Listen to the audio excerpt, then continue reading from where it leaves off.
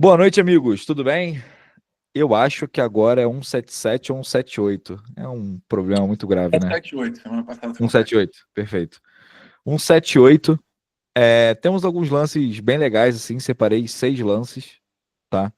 É, eu vamos mergulhando um pouquinho neles e tal. Logo depois do estudo, a gente vai fazer a reunião da equipe pro Crocodiles e Rex. É, e acho não, né? Acho que eu tenho certeza que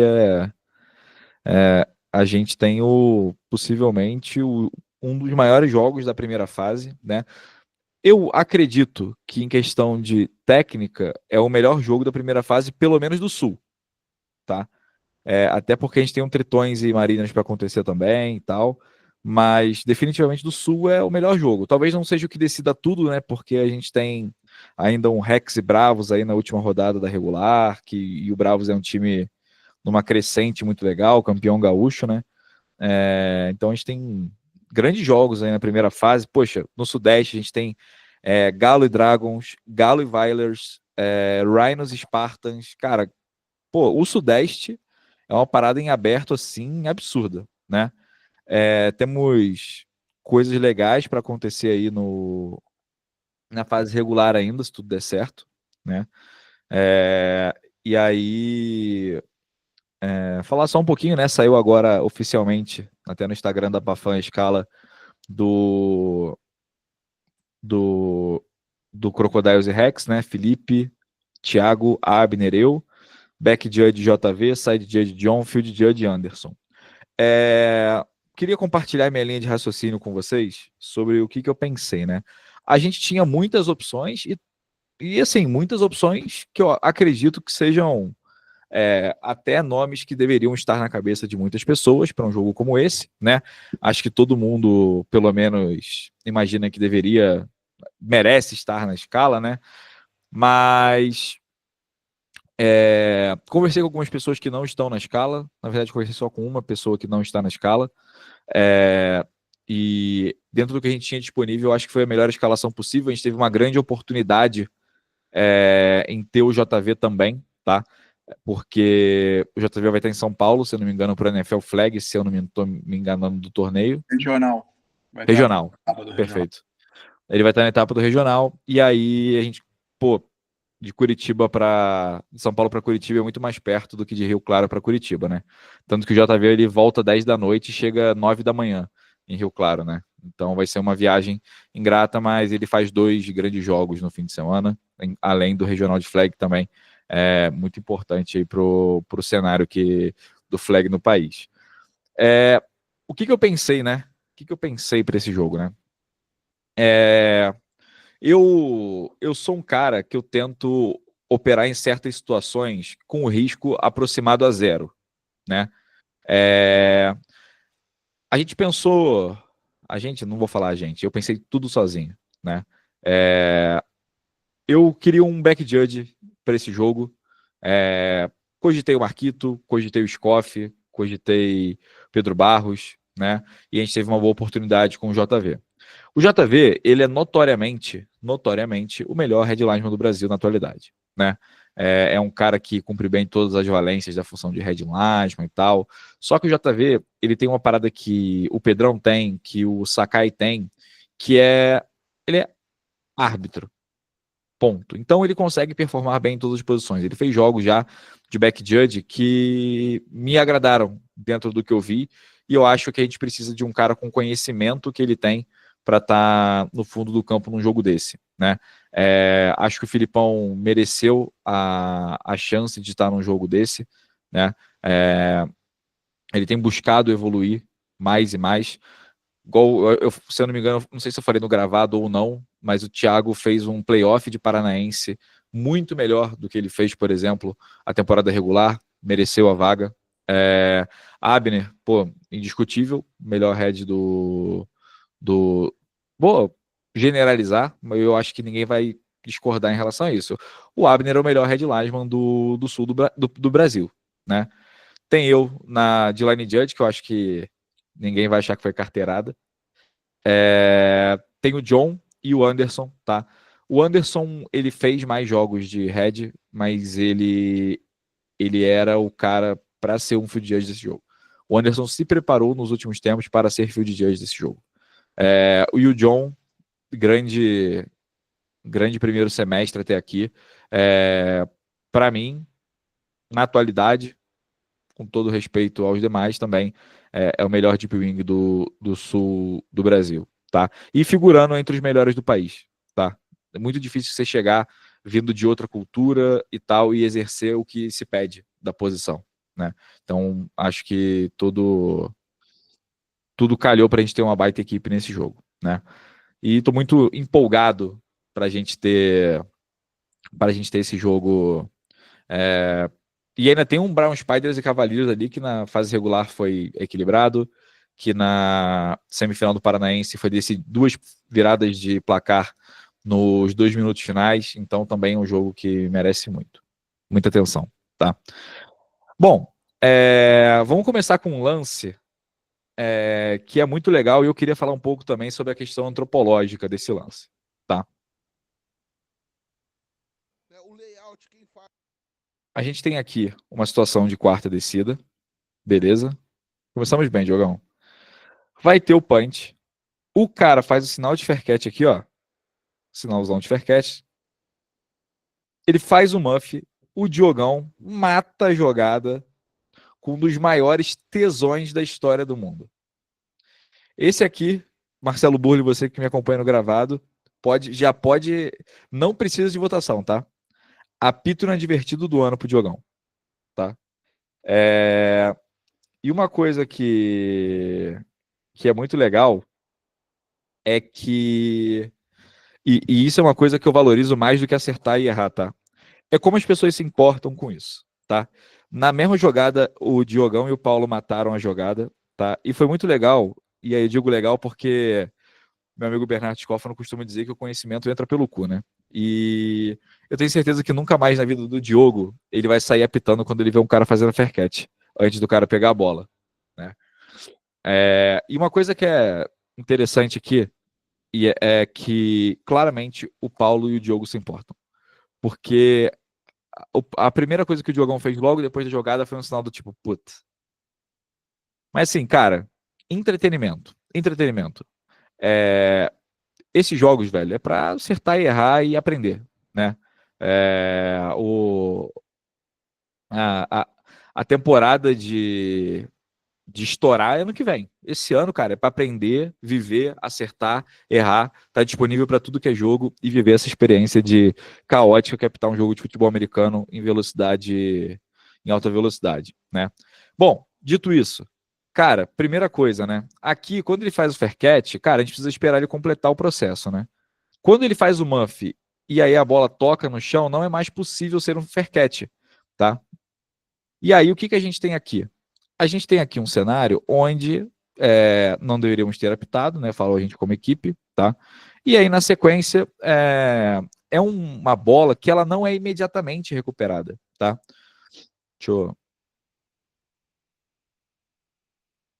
Ela não é imediatamente recuperada, tá? Então, a gente vai ter aqui o punch, vai ter o muff, a bola vai ficar quicando, mas 2 jogadores vão fazer um muff da bola para depois, na sequência, teve 3 muffs na bola e a recuperação depois do camisa 16. Eu vou aparecer cruzando aqui a tela, mas tem uma parada que eu sempre falo, cara, Nossa Senhora da Mecânica é foda. Ela é foda. Ela protege quem tá fazendo alguma coisa por ela, tá? Por que eu digo isso, tá? Porque é o seguinte, eu matei a jogada e dei sinal de primeira descida pro time A, que era o Crocodiles B aqui nessa jogada, Crocodiles Academy, né? Só que, no momento em que eu fui falar com o Felipe, eu fiquei assim, caralho, não foi uma recuperação simultânea. Tipo, é muito depois. É muito depois. E na exceção do apito inadvertido em jogada de chute de scrimmage fala que se tiver uma clara recepção, recuperação ou interceptação, porque também é a mesma regra para um passe, a gente vai botar a bola no ponto da recuperação e anular qualquer avanço, né? E aí, cara, eu falei, não, vamos ter que repetir a quarta. vamos ter que repetir a quarta. Cara, fica com isso na cabeça. Aí a gente foi e repetiu a quarta, tá? Mas qual a grande lição que a gente tira disso? Cara, a gente pode antecipar o que pode vir a acontecer, mas a gente não assume que tal coisa já aconteceu. Eu preciso esperar que tudo tenha acontecido, todos os fatores tenham acontecido, para no final eu poder apitar, pô, beleza, bola morta, tá? Show de bola? Beleza. Um lance legal. Esse lance aqui, meu amigo Bernardo, que eu pensei em você é brincadeira, tá? Eu falei assim, nossa, eu tô muito fechado com o Scoff, que isso aqui não foi nada, tá? Tipo, Manda cê, brasa, me sinto pronto. ó, você vai ver qual foi o lance, você vai pensar o que eu pensei e você vai concordar que eu concordei com você, tá? Ó, o QB vai recuar.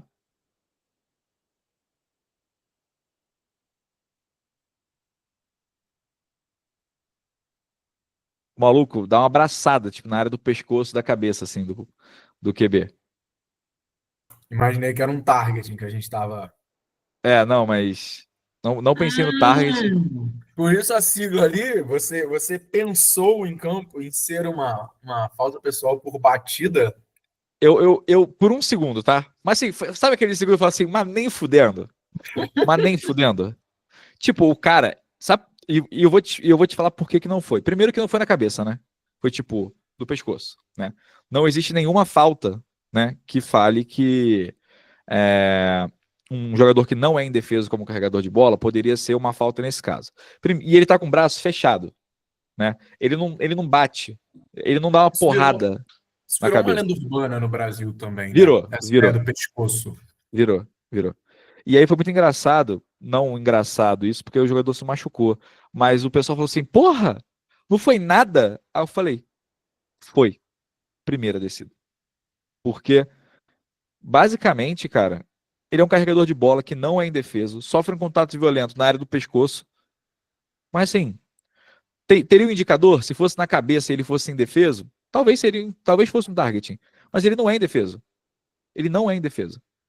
E esse não ser indefeso faz com que isso aqui não seja uma falta, tá? Quando ele corre, ele assume os riscos de ser um carregador de bola. Isso é foda. Mas isso é um jogo de colisão, né? É mais feio do que tem chance de ser uma falta aqui. Se ele fosse indefeso, tipo, ele tivesse em postura de passador e tivesse essa mesma ação, Pô, tu consideraria esse indicador tipo um porque ele lançar? inicia com o braço. Ele inicia É, com o exato. braço. Eu tô Na área do pensando só em pescoço. indicador, né? Aham. O indicador tem contato violento? Ok, tem. Ele é indefeso? Se ele tivesse na postura de passador, seria. Mas ele. Eu acho que o grande ponto aí é: tem um indicador de iniciar com o braço e na área do pescoço. Isso claramente é, né? Na área do pescoço da cabeça. Se ele fosse indefeso, eu fecharia no targeting com tranquilidade, assim, com tranquilidade. Acho que essa é a grande questão da interpretação da batida que a gente tá aí há 3 anos também. Aham. Seria muito essa coisa de você ir, tipo, sacanagem na cabeça do cara, tipo, dar um tapa Aham. no cacete Sim, dele. sim. E assim, eu entendo a frustração da rapaziada, porque, pô, é um time sub-20, né? Sub-23. É, mas, cara, no final do dia, isso aqui é um jogo de colisão que tem dois times adultos jogando, né? Então é um cenário muito incomum, mas aconteceu, né? Essa jogada aqui, hein? Fazer um parênteses. Eu falei assim, pô, não posso deixar de esquecer, não posso deixar de esquecer, não posso esquecer de falar uma coisa. Ontem eu e a Gi, tá? A gente foi numa universidade aqui em Curitiba para ver a estrutura para o nosso evento de fevereiro. Montei um e-mailzão para a rapaziada que deve vir em fevereiro. Eu consegui a coisa que eu mais queria, que era empolgar a Giane. Agora a Giane empolgou, né? Então, assim, possivelmente, mais informações aí a partir do mês de agosto, para vocês já começarem a se preparar, tanto psicologicamente, tanto quanto financeiramente, tá?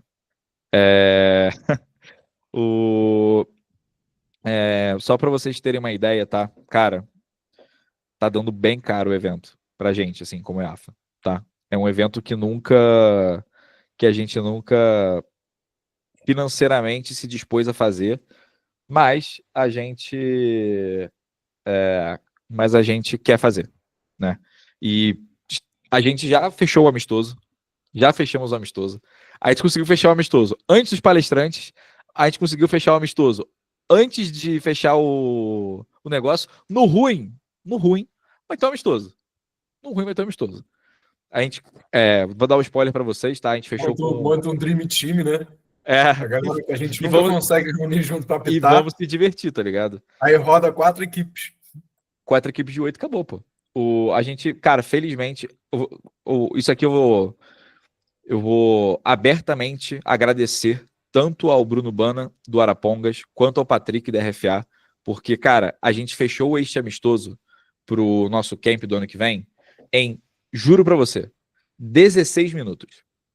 Eu mandei mensagem pro Bana, eu mandei mensagem pro Patrick, porque eu sabia que o Patrick tava querendo colocar o sub-20 dele pra jogar, e a galera do Arapongas é muito fechamento, assim. Cara, fechamos um amistoso em 16 minutos. Isso foi muito foda. Isso foi muito foda mesmo, tá? E mais informações em breve aí. Muito provavelmente em 20 e 21 de fevereiro. 20 e 21 de fevereiro é a data que a gente tá programando. É uma sexta e um sábado para vocês poderem voltar para casa em paz no domingo, tá? E assim, é possivelmente sexta-feira, de 8 da manhã até umas 9 da noite, e no sábado, de tipo 8 da manhã até 11 da noite. Tipo, cara, é puxado, o mesmo tipo de rotina que tem no camp dos Estados Unidos, tanto que eu fui ver o da Tom Beard exatamente igual, começa muito cedo e termina muito tarde, nos 2 dias. Então a gente tá num. E assim, a gente quer fazer uma parada bem feita, assim, que vocês possam tomar café, coffee break, almoço, lanche e janta lá na universidade, tá? Já incluso no valor do ingresso. Cara, a gente quer fazer uma parada foda, assim, para vocês só curtirem o evento, e a gente tá muito, muito, muito, muito empolgado. Espero logo que a galera dê o ok. A nossa intenção inicial são 3 pessoas. Quem já participou dos últimos spoilers deve imaginar. Hoje é um árbitro da NFL e 2 árbitros da Big 12, né? Então a gente estamos muito perto, tá? Assim, estamos perto como jamais estivemos, mas vai depender da disponibilidade da galera e tal, mas temos plano A, temos plano B, temos plano C, tá tudo no esquema, assim. E se Deus quiser, a gente consegue botar o carro na rua em breve também, beleza? Meu sermão da montanha atrasado, que não é um sermão, é apenas um comunicado. E se você quiser se inscrever no canal, né? Já se inscreve no canal, dá like no vídeo. Tu Esse não aqui é um. comentou. Ah, Teve 2 finais de estadual. Tu não comentou calma, porra nenhuma das calma, equipes, das calma. finais. É por isso que eu botei os vídeos no final, pô. Retenção, né? O cara é foda. Eu botei no final. Cara, inclusive, os 2 jogos, tipo, só o da SPFL, o Sampa Bowl, que eu só fiz no domingo de manhã, mas o jogo do Mineiro, tipo, tava quase que ao vivo. Tava eu e Theo vendo separadamente. Vamos lá, primeiro lance, tá? Cara, aqui a gente tem um, um fumble ou um passe para trás que cai no chão, tá? Mas em ambos, tá? A gente pode considerar isso aqui a bola solta, tá? Primeiro, tem essa porrada por trás e mesmo que, tá? A gente tenha isso aqui como um passe, o passe vai para trás, tá? Você vê que o quarterback, ele tá 1 jarda à frente da jarda cheia, tá? E essa bola vai cair na jarda cheia. Então isso é um passe para trás, tá? Beleza. Sequência. Bola recuperada. E aí, amigo? Loucura, né? O cara vai pro pylon. Ele podia ir para qualquer lugar. Ele vai pro pylon. E eu vou te falar. eu acho o Edu teve um jogo cheio de emoções aqui, cara. E o Edu, moleque nota 10, sabia? O Edu, moleque nota 10. Ele manda mensagem depois, quer tirar dúvida e tal. Esse lance aqui, cara, isso aqui é loucura, tá? Olha isso aqui, no replay, tá? O pé tá fora. Mas onde está a bola? Onde está a bola? E isso aqui na velocidade real é foda, tá? E assim, depois, o que que eu acho, tá? Eu acho que ele acertou aqui, tá? Porque o cara, depois, ele bate a bola no pylon, ó. Então, quando esse cara bota o pé fora, a gente tem que ver aonde tá a bola. E me parece muito na jarda meia. Porque ele tá indo em direção ao pylon, né? E aí depois ele toca no pylon. Cara, Guilherme, pô, aí você é foda também, porque você tá vendo o vídeo em slow motion pra justificar que o moleque acertou. Mas tem uma parada aqui que tem que ser um princípio básico de todo mundo. Quando em dúvida, a gente não concede a pontuação. Quando em dúvida não é touchdown, quando em dúvida não é safety, quando em dúvida não é field goal. Então, assim, é muito importante isso. Muito importante isso. E o Edu foi bem pra cacete aqui. Foi muito bem. O Edu, Diogão, Paulo, cara, se nenhum deles achar alguma coisa melhor para fazer da vida para 2026, o Paraná tem 3 pessoas aí que estão vindo com tudo para assumir novos lugares no ano que vem também. Agora sim, Bernardo, eu botei só um vídeo porque esse vídeo é muito bom, tá? E sabe qual é a parada? Vou deixar aqui o vídeo rodando, vocês vão ver do que se trata e tal. Cara, primeira coisa, Pedro Braz, simplesmente Pedro Braz, né? É outro nível de coisa. Ele é uma coisa, né? Ele não é um árbitro, é uma coisa. Pô, Scoff Gazelle, bem. Scoff Gazelle, bem. O vídeo do Zap 10, tá, Scoff? Eu deixei pro não gravado. A minha intenção é terminar um pouco antes, tá? Cara, naturalmente, isso. Eu espero que a minha crítica social foda seja entendida com bom tom. Porque geralmente as minhas críticas sociais fodas não são entendidas com bom tom. Tem uma parada, cara, que assim, a galera que conseguiu entender o que o âmago do livro de regras quer, conseguiu ser bem sucedida em muitas vertentes. O Pedro Braz, o Scoff, cara, são caras que eles têm isso, tá?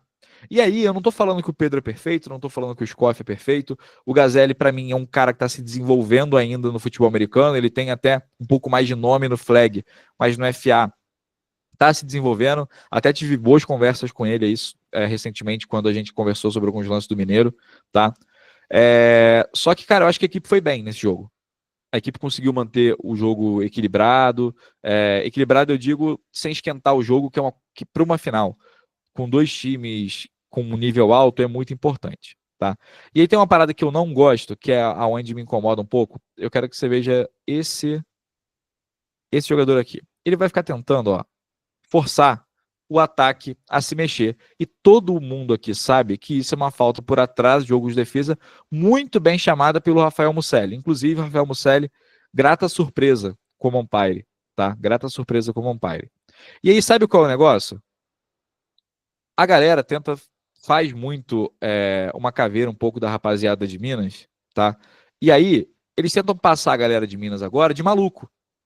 De maluco. Não, eu não tava. Eu tava me ajustando. Pô, juro pra você, respeitosamente falando.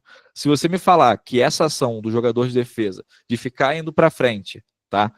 É uma ação comum de um jogador de defesa, pô, sinceramente, a gente vê futebol americano de uma forma muito diferente. E aí a galera fica reclamando. Não, eu não fiz. Pô, cara, assume teus BO também. Assume teus BO. Vê, porra, o teu movimento é claramente tentando forçar o ataque, a falta foi chamada e você não gostou.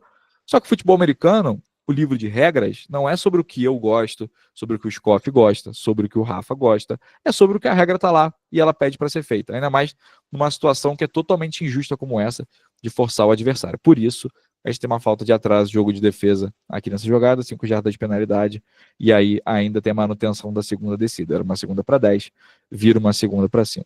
Scott, se você quiser falar alguma coisa sobre esse jogo, fica à vontade, tá? Não, tem um lance legal aqui que eu acho que é sobre essa jogada. As sidelines não entenderam o que estava sendo marcado, nenhuma das duas. E aí, bacana esse trabalho de explicar, né? De simplificar. Eu acho que é muito importante a gente, quando tá nas laterais, e foi um ponto que eu coloquei para o meu jogo, Aham. de coisa que não aparece no vídeo, mas é o quanto você tá ali também para ajudar as comissões técnicas a fazer um jogo mais tranquilo, né? Você não está trabalhando, eu, por exemplo, fiquei na sideline do Locomotiva, não estou trabalhando pro Locomotiva, mas a ideia de dizer o tempo, perguntar o tempo, explicar uma chamada mais complexa. Esse jogo aqui teve uma, que eu acho que vai voltar na parte não gravada, que foi uma subtração de 10 segundos que tinha esse trabalho também. E por vezes não, vou reforçar. Muitas vezes a gente acha que o trabalho do Deep Wing é só ficar lá no fundo, avaliar 2 ou 3 passes mais longos que vão ter no jogo. É, Não é. sim. Se você, inclusive, é um cara que está começando, desafie-se nesse aspecto social, porque a gente tem visto muito. Acho que a gente pode até dizer que isso é uma certeza, né, Gui? Que na NFL eles botam as posições muito pelo perfil das pessoas. Muito.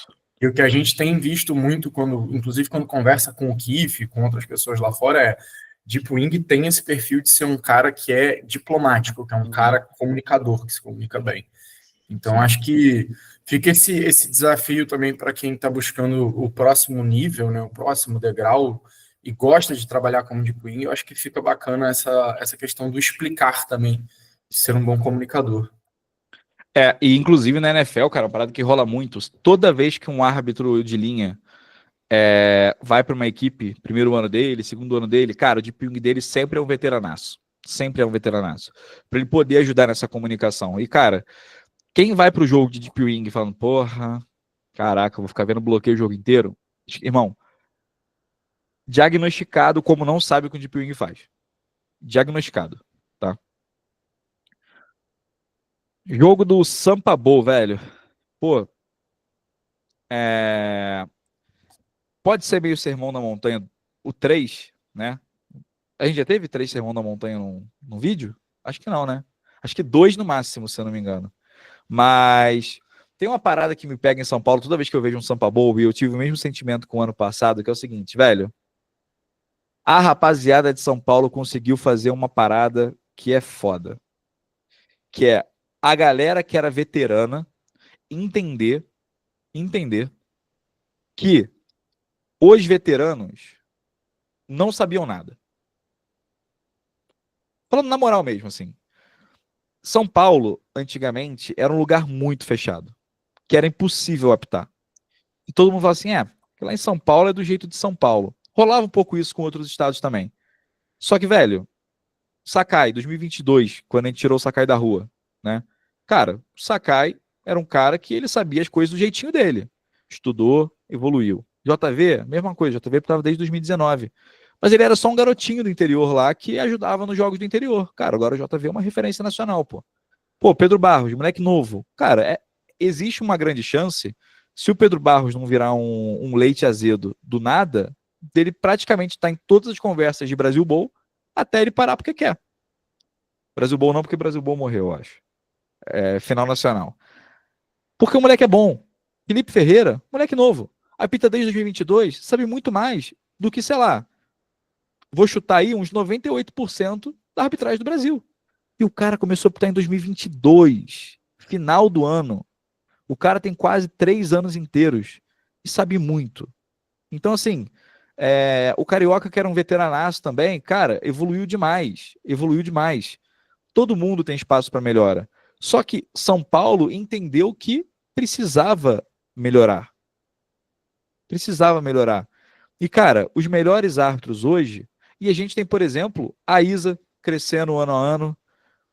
A gente tem a Gabi, que, porra, é uma parada que eu quero muito que seja descolada essa imagem dela do JV.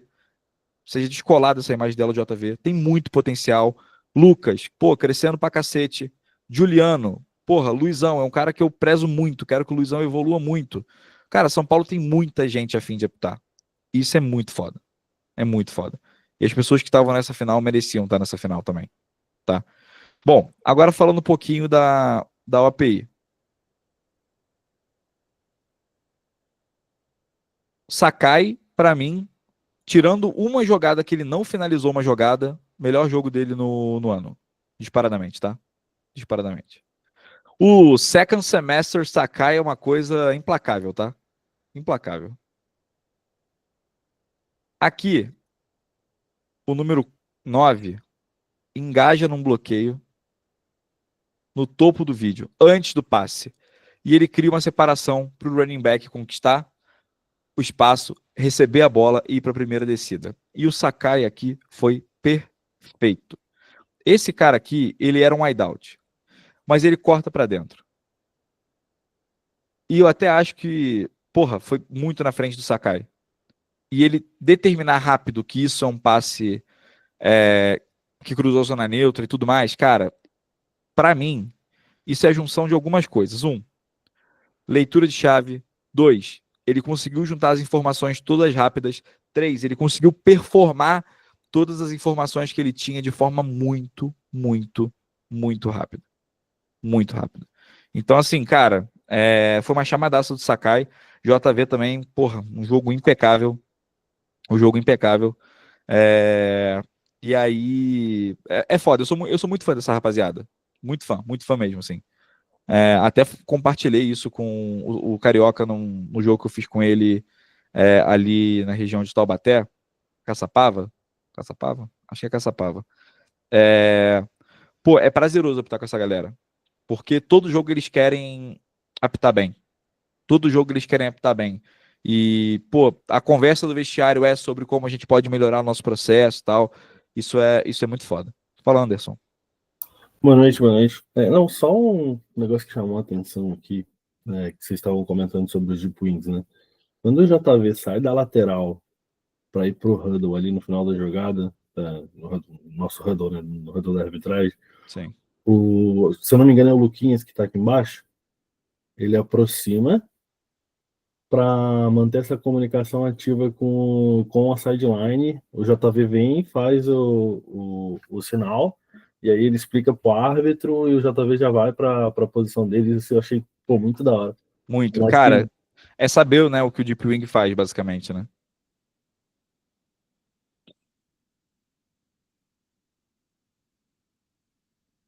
Anderson Fontoura, vou deixar esse vídeo para você. Anderson Fontoura, Oi. primeiramente, você sabe que a gente sempre tá vivendo uma grande emoção com você, que é qual o Anderson que vai responder essa semana, né? É a nossa roleta russa, né? Como é que se sente 7 anos casado com uma mulher do Rio de Janeiro? Mas nunca parei para pensar nisso. Era só sua esposa para você, né?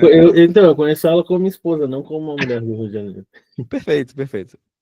Mas parabéns pelos 7 anos de casado, tá? Mas principalmente para ela, que dorme ao lado de um cara que ronca absurdamente alto, né? Fica aí. Eu ia falar que todo o Brasil tem inveja da Isabel, que É verdade. casada com o homem mais perfeito do Brasil, mas eu lembrei Mas que a Isabel dorme há 7 anos do lado de uma é britadeira. verdade, é verdade. Irmão, eu tenho medo do um dia pra fã pegar um hotel que é do lado de um hospital e colocar num quarto o Anderson e o Abner, que vai ser assim, a batalha do berrante. Aí E leva o aí, Sakai. irmão, se botar o Sakai, porra, virou Tomorrowland, tá? Virou Tomorrowland. Porque vai ser um negócio assim absurdo, tá? Pô, a gente podia fazer, né, o max 7 dos caras que roncam mais alto. Já temos Abner, Sakai, Carioca e Anderson. Alguém quer dar mais 3 nomes? Monobloco ronca legal também. Monobloco ronca, legal. E o monobloco dorme de fora, Aquele diafragma deve estar pressionado.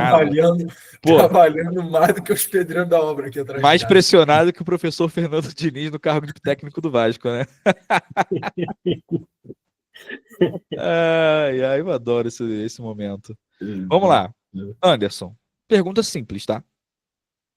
Simples. Vai ter um punch aqui, tá? Punch. Esse camarada aqui, ó, tá fingindo ter a bola.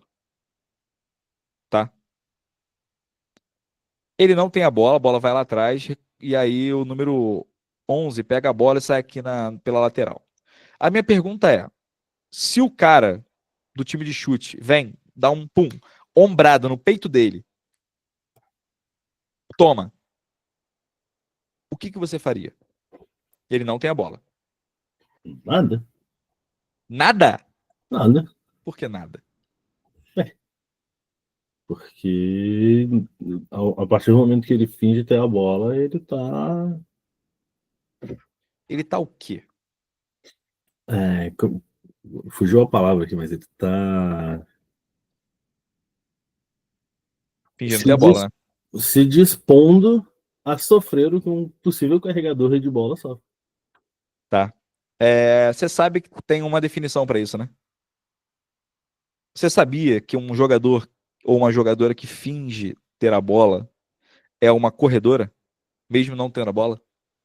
Perfeito. E você sabe como influencia isso? Em jogadas em que você pode fazer faltas numa corredora ou numa carregadora de bola, né? Isso é definitions, tá? Definitions. É bom demais isso aqui. Tô até indo na regra lá. Clipping, chutes. Aqui, ó, chutes. Durante um down no qual haja um free kick ou chute de screen, por exemplo, bloqueio abaixo da cintura por qualquer jogador é ilegal, exceto contra uma corredora. É engraçado que eu acho que teve algum estudo pandêmico que a gente falou sobre isso. Eu não sei quem tava, mas era um vídeo em que o quarterback fazia um read option, mas ele entregava a bola e ele saía correndo para lateral e tomava uma no joelho, né? E a NCAA, na época, tinha adicionado o termo carregador de bola ou corredora para esse tipo de situação. Então, muito, muito bom a definition. Obrigado, amigo. Bom, como a gente tem mais 20 minutos, eu vou parar o vídeo. E aí a gente vai ver um vídeo